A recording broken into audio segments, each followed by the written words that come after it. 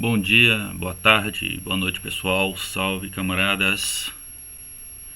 Então, estamos começando agora outro vídeo sobre psicologia das massas e análise do eu.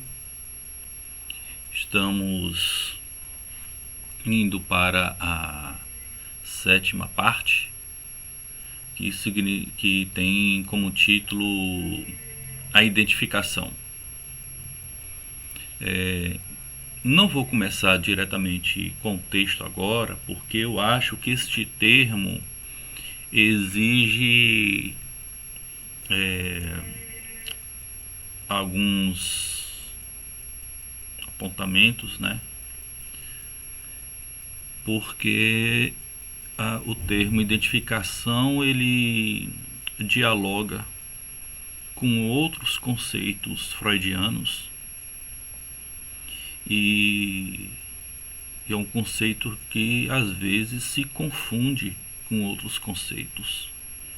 Então, o termo identificação ele se relaciona, está associado com contribuições, por exemplo, da noção de incorporação, narcisismo, complexo de Édipo, né? Também precisa ser diferenciado de termos como incorporação, introjeção e interiorização. Não se trata de um conceito banal na obra de Freud. Então, o que a gente precisa é compreender esse texto primeiro, tá? Compreender esse termo, desculpa, e para depois a gente passar para o texto necessariamente.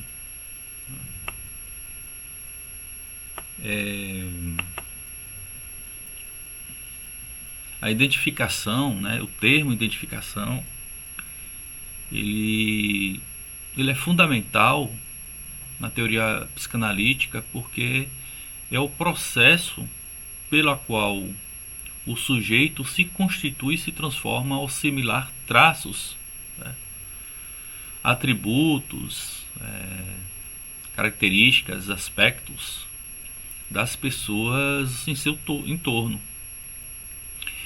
Principalmente, né, e primordialmente sua relação com os pais, né? As relações parentais. Esse mecanismo ele é central para o desenvolvimento da personalidade, né? Esse processo de interação entre a criança e os pais, já que permite ao indivíduo incorporar valores, normas, né? Desculpa aí, pessoal. Normas, modelos de comportamento, né? Além de formar a base do super-eu, né? E da identidade que a pessoa vai se consolidar, né? Identidade que ele vai ter pelo resto da vida. O Freud destacou diferentes modalidades de identificação, como identificação primária, regressiva, histérica, que vão influenciar na formação dos sintomas, desejos, relações sociais.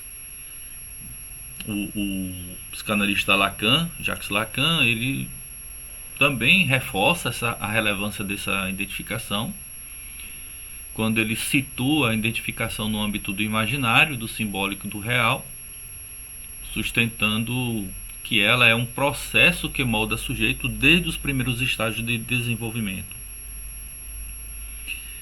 Então ela é decisiva para a formação da nossa subjetividade, né, das nossas estruturas psíquicas.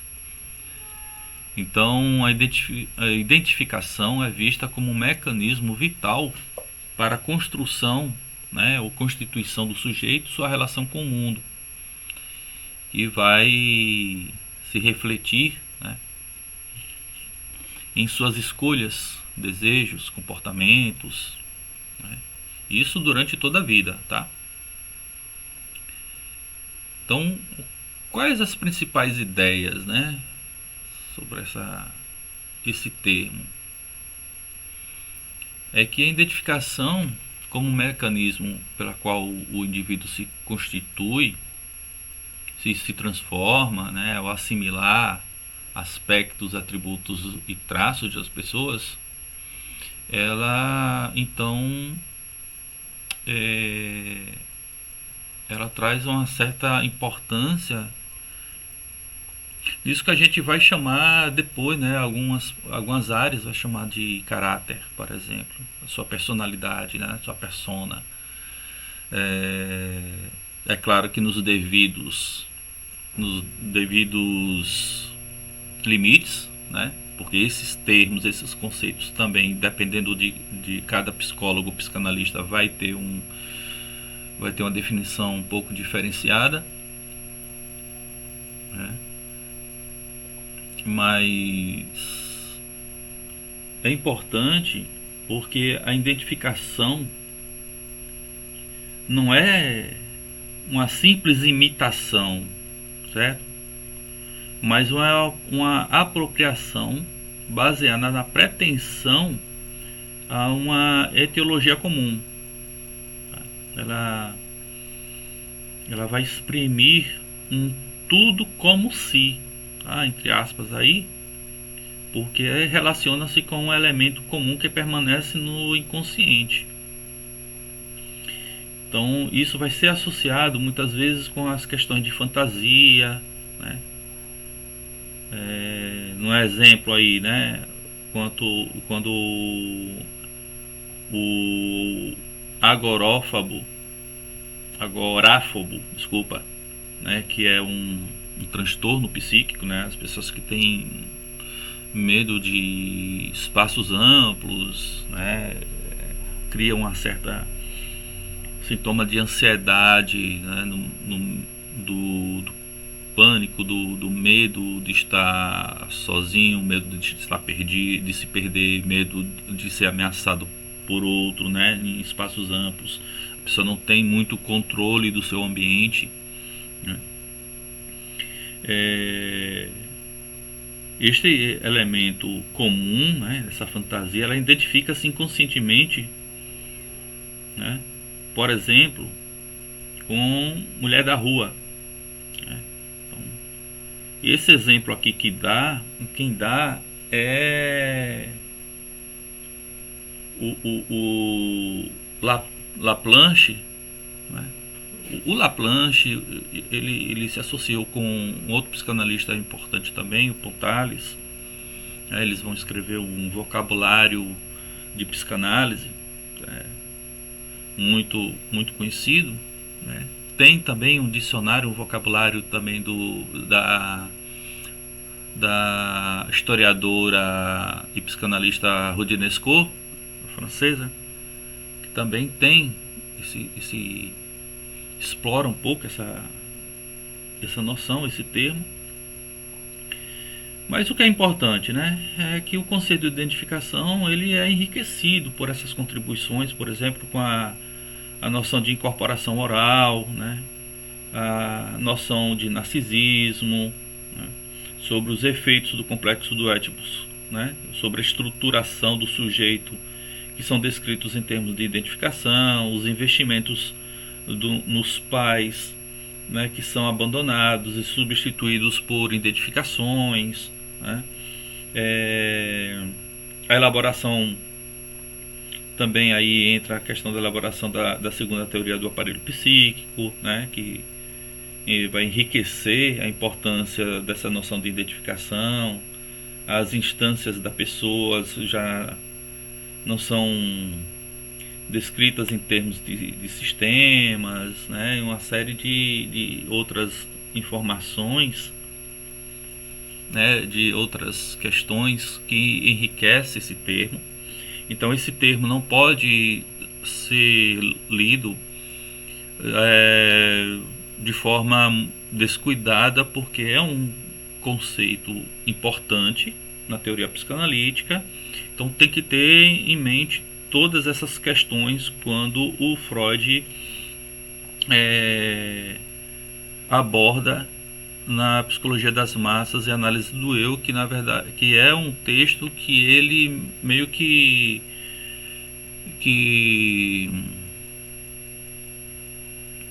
trabalha mais, né? Está mais rigoroso, está mais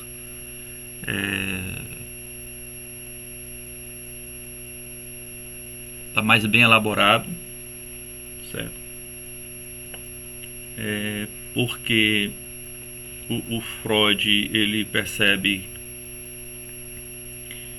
que é um termo que trata não só do indivíduo com os pais, mas também do indivíduo com os outros. Então,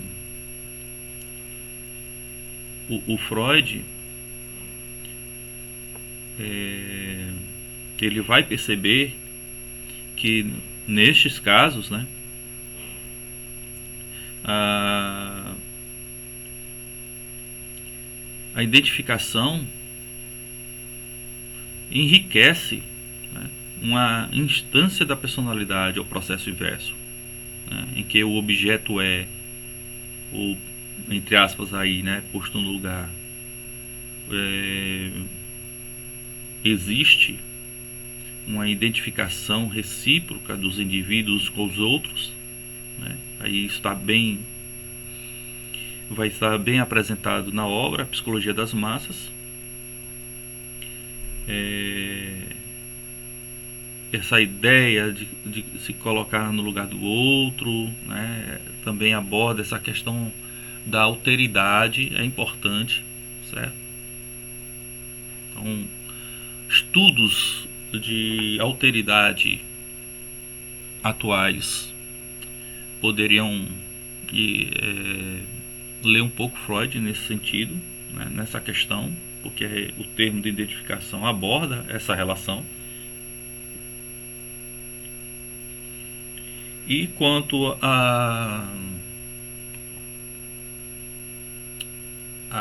que eu estava falando sobre não confundir a identificação com, por exemplo, a interiorização, né, é que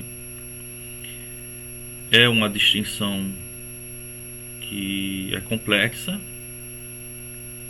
De um ponto de vista puramente conceitual, a gente pode dizer que a identificação se faz com objetos, né, objetos pessoa, é a assimilação do ego a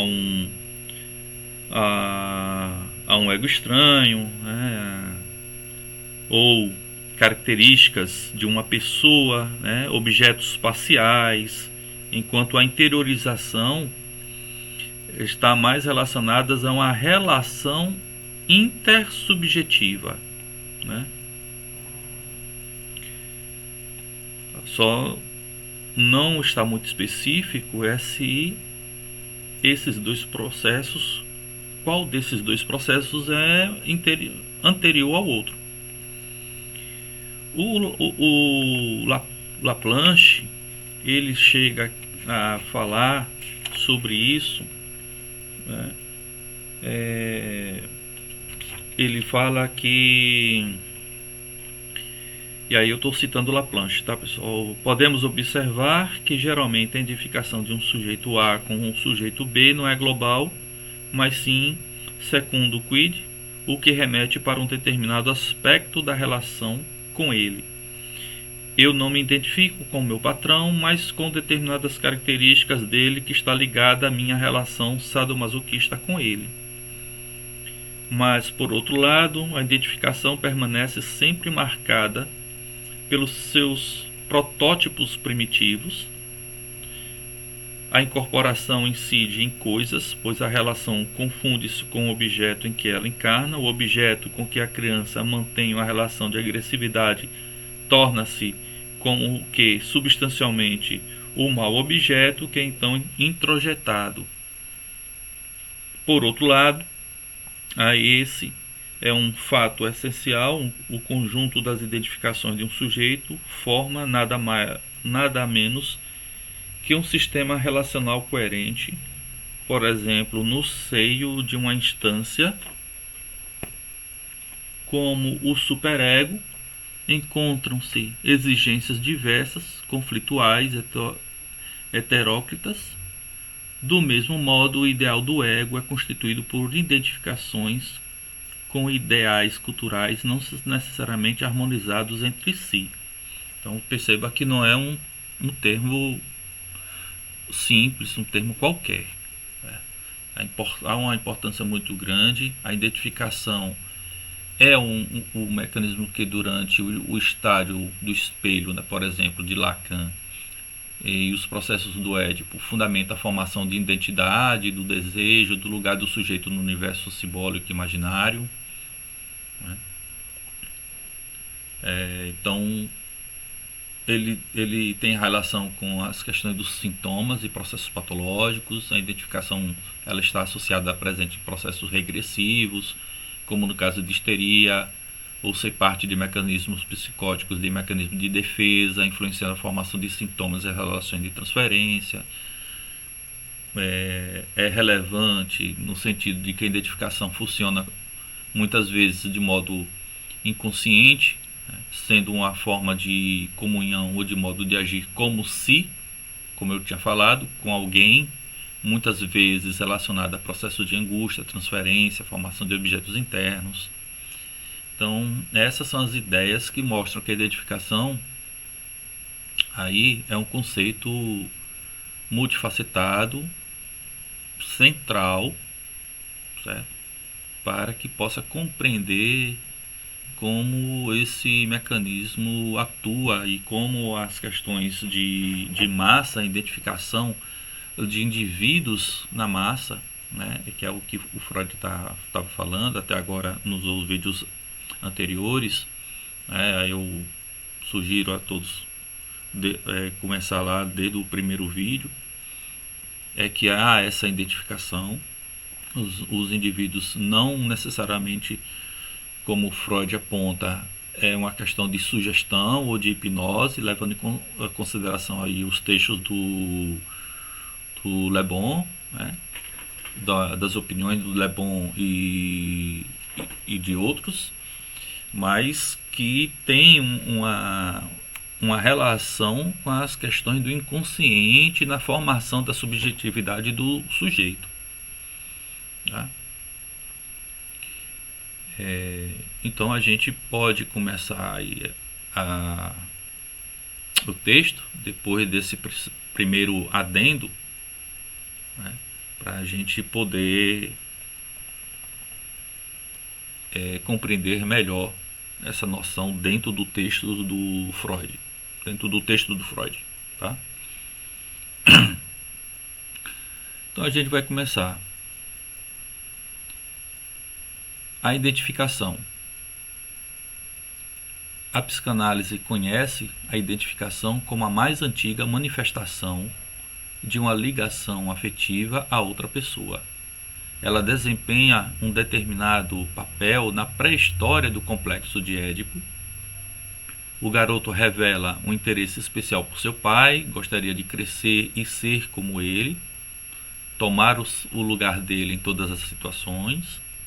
Então, digamos tranquilamente, ele toma o pai como seu ideal. Essa conduta nada tem a ver com atitude passiva ou feminina diante do pai ou dos homens em geral. É tipicamente masculina, mas harmoniza-se bem com o complexo de Édipo e ajuda a preparar o terreno para este. Então, veja que O Freud ele aponta essa identificação com relação, né, com o termo complexo de Édipo,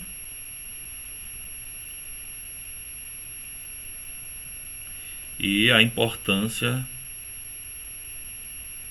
desse mecanismo, né, na formação da subjetividade. Ele fala que isso é basicamente com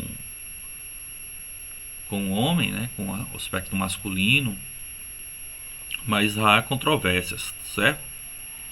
A psicanálise atual ela tem algumas teorias um pouco diferentes. A gente pode contrapor a questão também a complexo de Electra, né, que parece ser um entrecruzamento do complexo de Édipo. E outra coisa que é importante é que esse ideal, aqui outro adendo, na psicanálise existe o eu ideal e o ideal do eu, certo? Ele desenvolve esse ideal do eu, ou ideal ich, e o eu ideal, o ich ideal, que posteriormente foram refinados, né? Vai ser por autores como o Lacan mesmo. Há uma série de confusão sobre isso, mas qual é a grande diferença, né? Por exemplo, o eu ideal está ligado à fase narcísica primária, em que a criança se identifica com a imagem de perfeição e completude, como a fusão imaginária com a mãe. Então, tem como função representar uma certa imagem grandiosa de si, né? Uma fantasia de onipotência. Então, a relação também com o outro, né? É uma formação imaginária associada ao desejo de ser amado. Por exemplo, um adulto que busca incessantemente admiração e aprovação, certo? E o ideal do eu, ele surge da internalização das normas sociais e das figuras de autoridade. Está associado, por exemplo, à questão ao superego. Então ele funciona como um padrão internalizado a ser alcançado, regulando assim nossos comportamentos, né, através de exigências morais, ideais, sociais, tal. A relação com o outro é simbólico, né, ligado à ordem cultural, como os ideais de sucesso, dever, moralidade. O indivíduo que se cobra excessivamente para corresponder a expectativas profissionais. Então esse é o ideal do eu. Tá? Então vamos lá, continuando. Simultaneamente a essa identificação com o pai, talvez até antes, o menino começou a empreender um verdadeiro investimento objetal na mãe, do tipo por apoio. Ele mostra então duas ligações psicologicamente diferenciadas com a mãe: um investimento objetal direto, com o pai uma identificação que o toma por modelo. As duas coexistem por um tempo, sem influenciar ou perturbar uma a outra.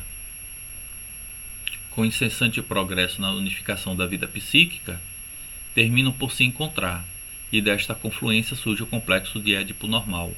O menino percebe que o pai é um obstáculo entre ele e a mãe.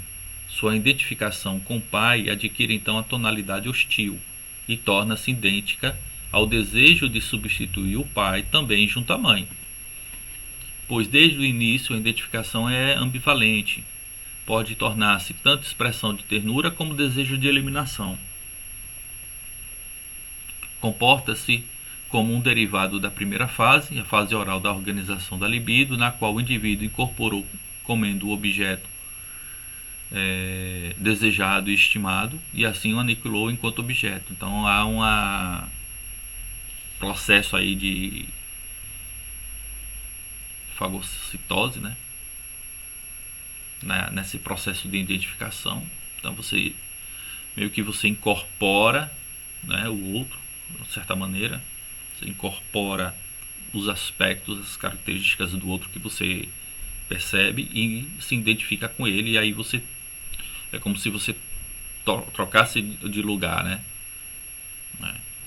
E aí você passa a ter o desejo, né? Nesse caso da criança, o desejo da mãe, né? Nessa estrutura do complexo de Édipo, tá, pessoal? Aí é uma teoria no aspecto da formação do psiquismo, tá? Não é necessariamente aí desejo sexual pela mãe, mas sim, mas no aspecto mais subjetivo, tá? Não é inconsciente, é um processo inconsciente, não um processo consciente. Então, por quê? Porque o menino vai perceber que o pai é esse obstáculo entre ele e a mãe, né? Por isso que ele vai ter essa reação hostil. Então, por exemplo, ele vai perceber que há momentos que a mãe não vai poder estar com ele, né? Vai estar com o pai, momentos de conversas, diálogos de relações, né? É o momento aí também que estabelece o corte, né? Que é importante, o corte maternal com a criança, né? A criança poder dormir, por exemplo, no seu próprio quarto, em vez de estar ainda dormindo com os pais. Então precisa haver esse corte. Continuando. Pois desde o início a identificação é ambivalente, né? Já falei isso, pode tornar-se tanto expressão de uma ternura como desejo de eliminação. Comporta-se como um derivado da primeira fase, que a gente identifica como a fase oral da criança, né? Da organização da libido, na qual o indivíduo incorporou, comendo o objeto desejado, estimando, e assim o aniquilou enquanto objeto. É sabido que o canibal permanece nesse ponto. Tem uma afeição devoradora por seus inimigos e não devora aqueles de quem não pode gostar de algum modo. Então, esse processo canibalístico, né, assim dizer, é um processo meio de incorporação, né, das qualidades. E é o que me faz lembrar aqui das tribos, né, das tribos dos nativos brasileiros, e de outros cantos também, que havia esse ritual em que haveria a ação de devorar o outro para absorver suas qualidades, né? Os guerreiros, né, os homens mais valentes, iam para a guerra, guerreavam, tal, aprisionavam os sobreviventes, aqueles que eram mais valentes e corajosos, e aí partia então para o ritual do canibalismo, não na questão por mera vontade de se alimentar, mas principalmente na sua forma ritualística, no sentido de absorver a coragem, a força e a valentia do subjugado, né? Então aí é interessante a gente estabelecer essa noção, né? Que é uma coisa bem antropológica, né? E aí veja que o Freud aborda esse tema da antropologia de forma psicanalítica, né? Ele continua: depois se perde facilmente de vista o destino dessa identificação com o pai. Pode então ocorrer que o complexo de Édipo sofra uma inversão, que o pai, numa postura feminina, seja tomado como objeto do qual os instintos diretamente sexuais esperam sua satisfação, e aí sim a identificação com o pai se torna precursora da ligação objetal ao pai. O mesmo vale com as substituições pertinentes para a filha pequena. Há depois uma mudança, né? Aquela fase interessante, né? Da criança sempre estar imitando o pai, né? O menino imita o pai, né? No começo ele deseja a mãe, depois ele deseja o pai nesse sentido, né, da imitação, né, de identificação com o pai, com as qualidades que o pai tem, né, a forma do pai falar, pensar, e ele vai assimilando algumas dessas características. E isso vai ocorrer também, esse processo na menina também, tá? Ou entrecruzando isso também. Também há um entrecruzamento também nesse processo, que aí a menina que quando cresce, né, ela passa a se identificar com o pai em vez com a mãe, né? Então você vai ter as meninas que têm os gostos mais parecidos com o pai do que da mãe. No primeiro caso, o pai é aquilo que se gostaria de ser, no segundo, o que se gostaria de ter, certo? Então veja que no primeiro caso, o pai é aquilo que ele gostaria de personificar, no segundo, gostaria de ter. Depende, portanto, aqui é Freud, de que a ligação recaia no sujeito ou no objeto do eu. O primeiro tipo, então, já é possível antes de qualquer escolha de objeto.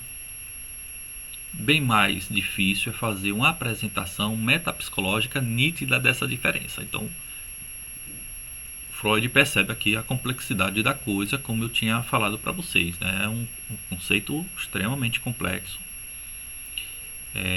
intrincado, e precisa a gente ler o texto com muita calma, né? Muita calma nessa hora, porque ele está associado com outros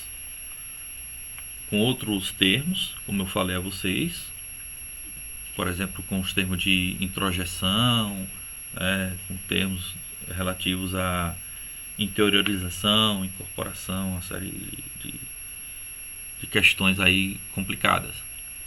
Mas o que é que a gente pode perceber aqui? É que há um processo de identificação, essa identificação pautada na assimilação de características, de traços, né, psicológicos do outro, né? Há uma apropriação, há uma tentativa de devoramento, né, do outro.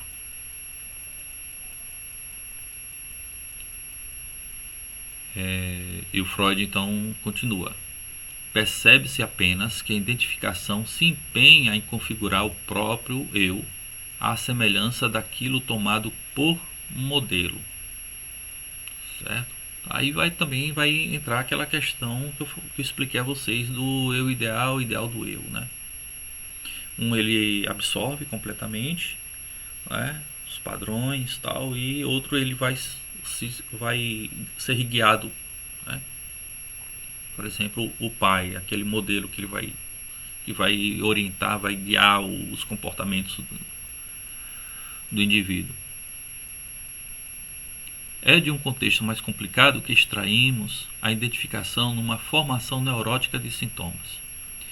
Supondo que a garota pequena na qual nos deteremos agora desenvolva o mesmo sintoma de sofrimento que sua mãe, a mesma tosse atormentadora, por exemplo. Isto pode suceder por caminhos diversos.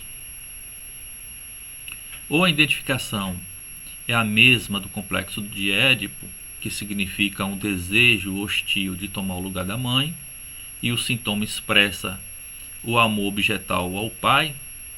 Ela realiza a substituição da mãe sobre a influência da consciência da culpa. Aí a gente, depois, quem tiver interesse nessa questão, leia o caso Dora. É muito interessante. Ele tem algumas questões de Dora, né? O caso Dora, suas neuroses estão muito ligadas às relações que ela tem com a mãe e com o pai, né? Que vocês podem ver que há um processo aí bem difícil no que concerne a questão objetal, né? Ao amor objetal. Então ele continua, né? E o interessante é que esse processo ele vai causar sintoma, né? É aí que o Freud está dizendo, ó, esse processo também causa sintomas, esse processo também tem um direcionamento nas questões que envolve a culpa, né? Culpa, o remorso, tal, que o Freud já tinha elaborado lá em Totem e Tabu. Depois ele aprofunda no Mal-Estar na Civilização, né? E aí por isso que eu acho que é interessante quem quer compreender um pouco esse mecanismo, ler Mal-Estar na Civilização, ler Totem Tabu e ler o caso Dora, mas prestando atenção, né, que o Totem Tabu, o Freud está na primeira tópica, né, porque é um texto de 1913, se eu não estou enganado. Mal-Estar na Civilização já é um pouco mais adiante, né, já é da década de 20. Mas é importante ler esses trabalhos para compreender mais essa ideia da consciência, por exemplo, consciência de culpa na formação da subjetividade do indivíduo, né? No processo lá da morte do pai, né? A morte do grande outro, tal. E aí ele cita aqui, né? Você quis ser a mãe e agora o é, pelo menos no sofrimento. Então a criança ocupa o lugar da mãe, de um certo modo, a partir dos seus sintomas, né? Então veja como essa identificação ela é importante, né? No traço da formação da subjetividade do sujeito. Freud continua. Este é o mecanismo complexo da formação neurótica de sintomas, ou, por outro lado, o sintoma é o mesmo da pessoa amada, como Dora no fragmento de análise de um caso de histeria, que imita a tosse do pai. Então, só podemos descrever a situação dizendo que a identificação tomou o lugar da escolha de objeto e a escolha de objeto regrediu à identificação. Ouvimos que a identificação é a mais antiga e original forma de ligação afetiva, nas circunstâncias da formação de sintomas, ou seja, da repressão e do predomínio dos mecanismos do inconsciente. Sucede com frequência que a escolha de objeto se torne novamente identificação, ou seja, que o eu adote características do objeto. O objeto aí é o outro indivíduo, tá? É sempre... É porque o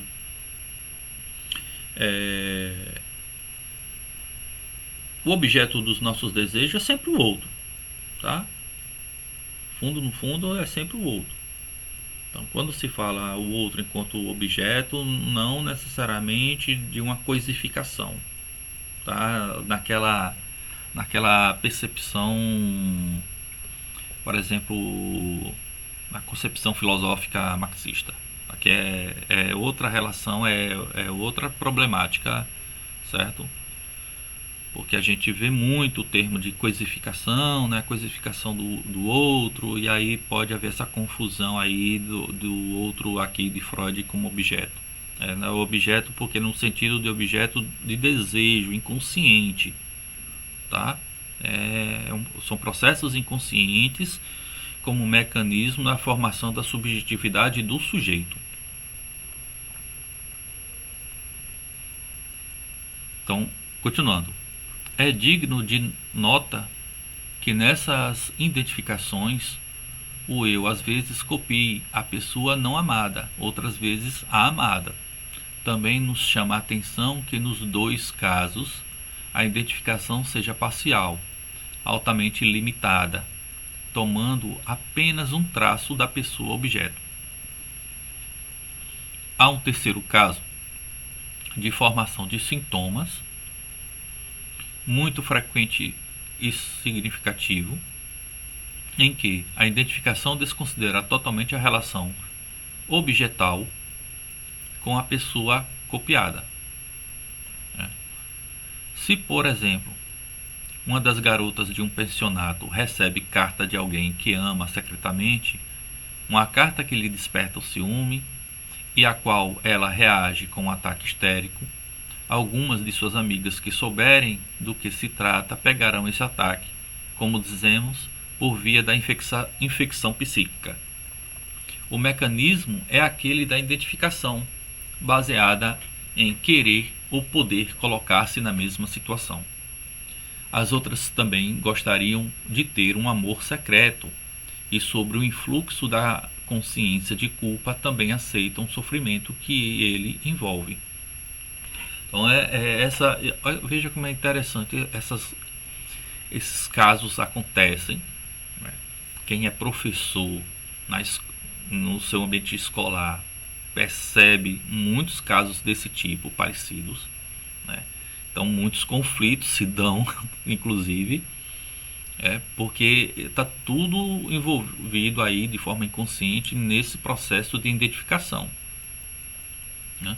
Então, inclusive, a identificação até pelos sintomas, tá? Né?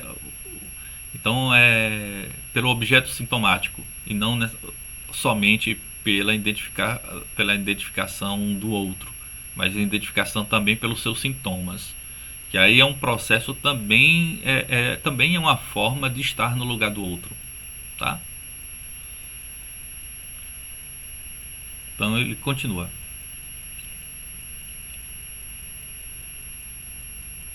Seria incorreto afirmar que se apropriam do sintoma por compaixão, né? Então é incorreto, né, a gente achar que essa apropriação do sintoma do outro é por uma questão de compaixão, né?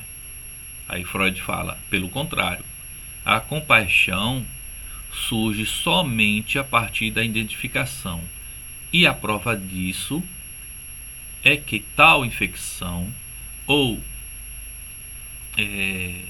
imitação acontece também em circunstâncias nas quais se supõe uma simpatia preexistente ainda menor do que é habitual entre amigas de um pensionato. O eu percebeu no outro uma analogia significativa em certo ponto. Em nosso exemplo, na mesma disposição afetiva, constrói-se uma identificação nesse ponto, e sobre influência da situação patogênica, essa identificação se desloca para os sintomas que o eu produziu.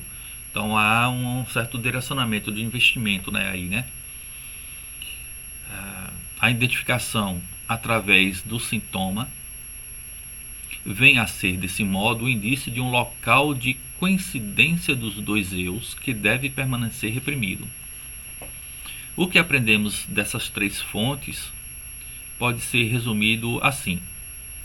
Primeiro, a identificação é mais primordial, forma de ligação afetiva a um objeto.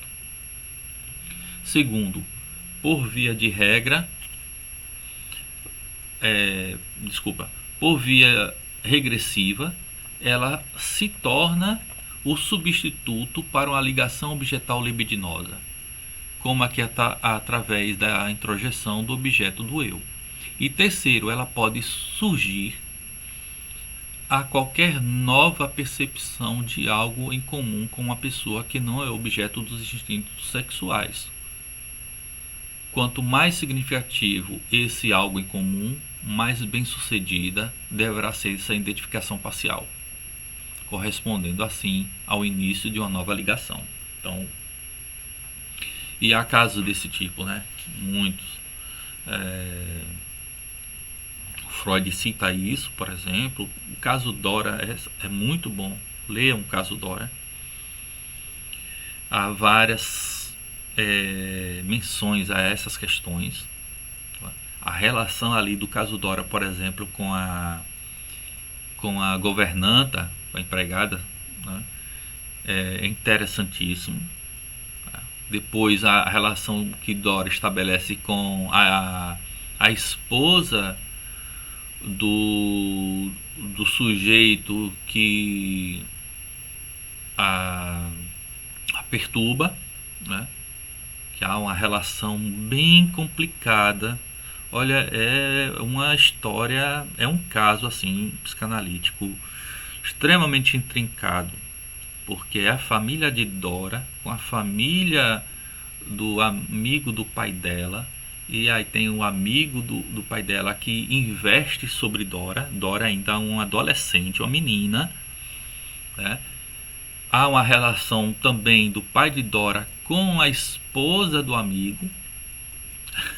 Então é um caso extremamente interessantíssimo, é muito bacana de ler, e você vai, parece uma novela, certo?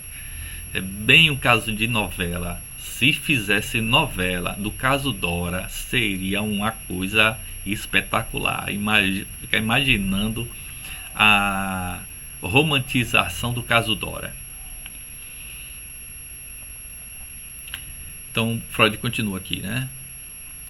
A pesquisa psicanalítica que ocasionalmente já atacou os difíceis problemas das psicoses pode nos mostrar a identificação também em alguns outros casos, não acessíveis de imediato à nossa compreensão.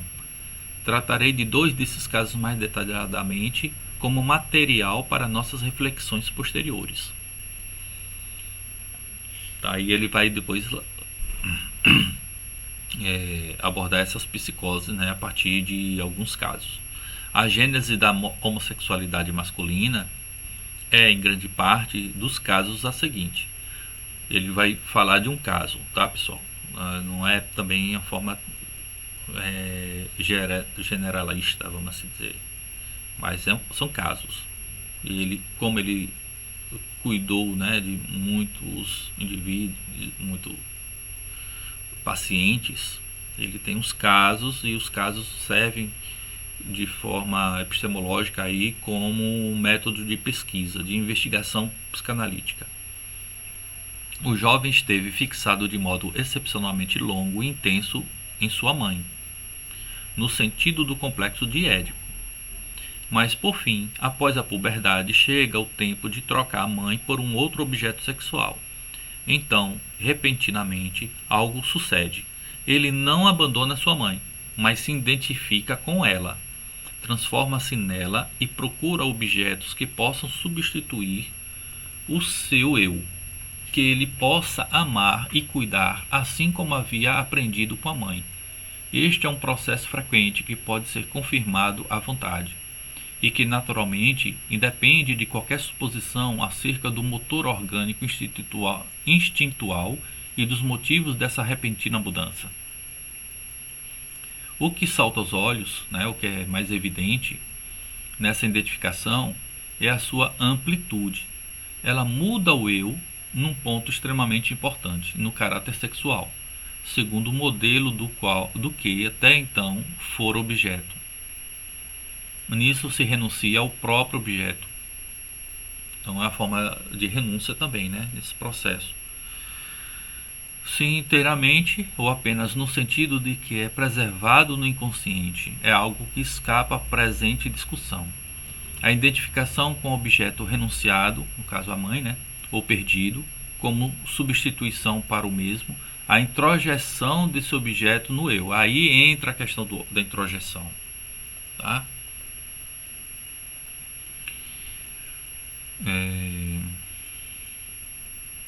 Tá falando, eu me perdi aqui. Isto já não constitui de fato uma novidade para nós. Um processo desses pode ser observado ocasionalmente nas crianças pequenas. Há pouco foi publicada na Revista Internacional de Psicanálise uma observação assim, em que uma criança infeliz com a perda de seu gato, certo? Declarou simplesmente que era o gato e, consequentemente, passou a andar de quatro, não quis mais sentar-se à mesa para comer, etc. Então aqui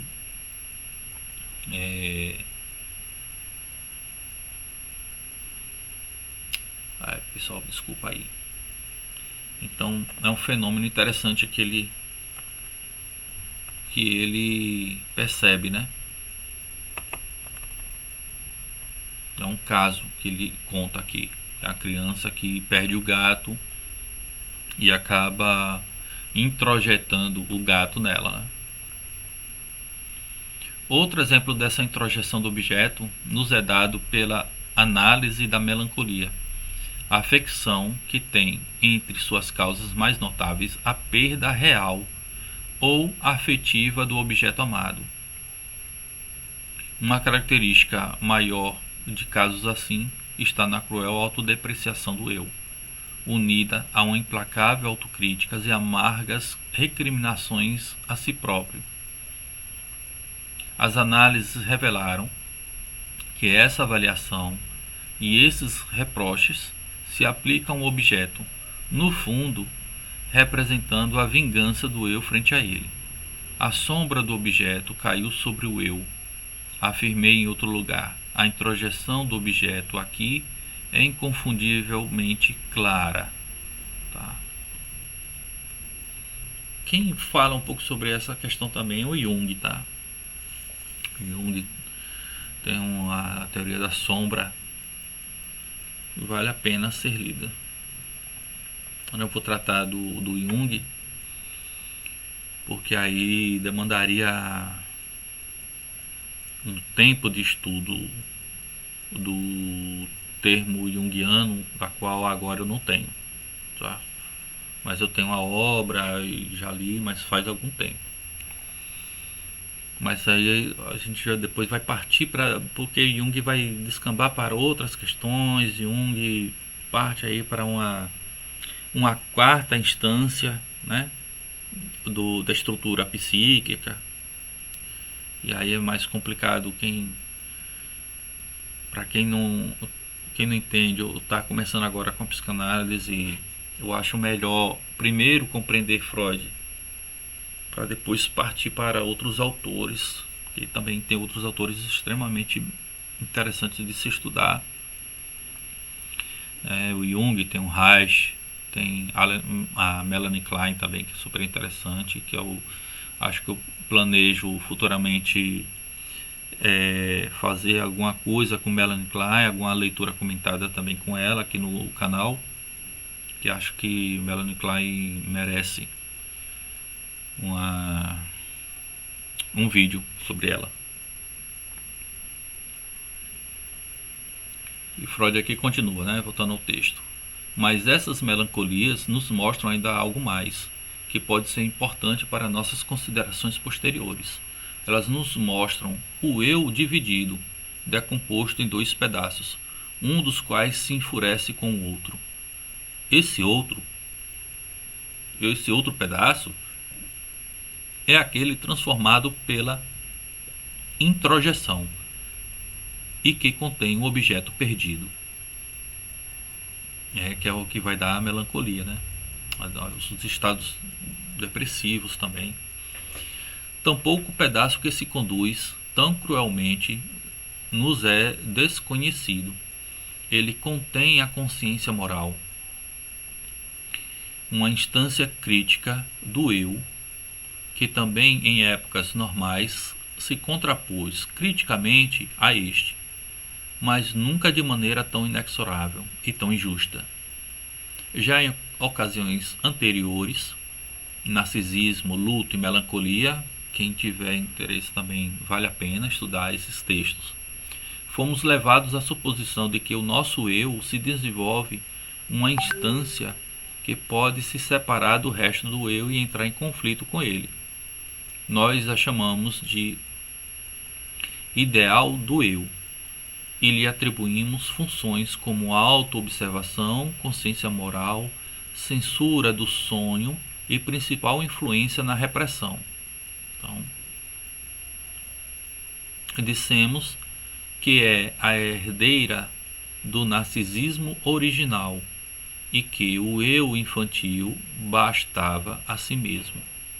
Gradualmente, ela acolhe das influências do meio as exigências que este coloca ao eu, as quais o eu nem sempre é capaz de cumprir, de modo que o indivíduo, quando não pode estar satisfeito com seu eu em si, poderia encontrar satisfação no ideal do eu que se diferenciou do eu. Lembrando aqui da diferença que eu apontei no começo entre eu ideal e ideal do eu. O eu ideal é isso que a gente incorpora, que a gente vai criar essa consciência moral, e aquilo que a gente se espelha, que é o ideal do eu.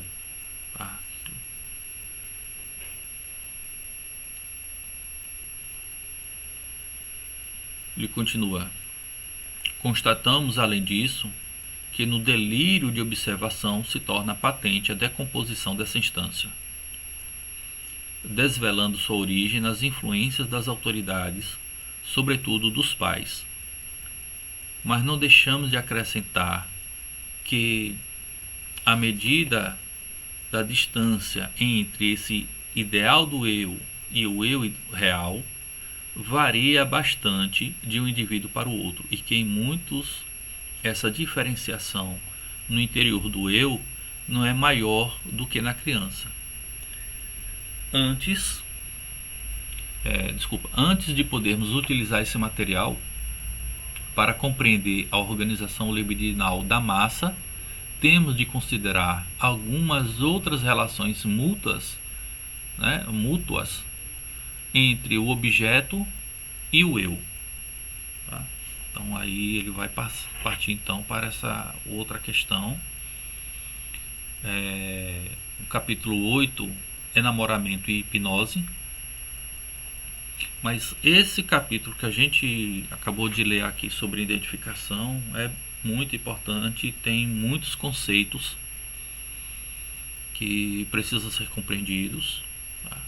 Quem tiver dúvida aí, manda uma mensagenzinha, que aí aquele projeto que eu tenho que organizar, que é o vocabulário psicanalítico, já entra também essa noção de identificação, que eu acho que é o termo que precisa ser compreendido, as noções também de eu ideal e ideal do eu, e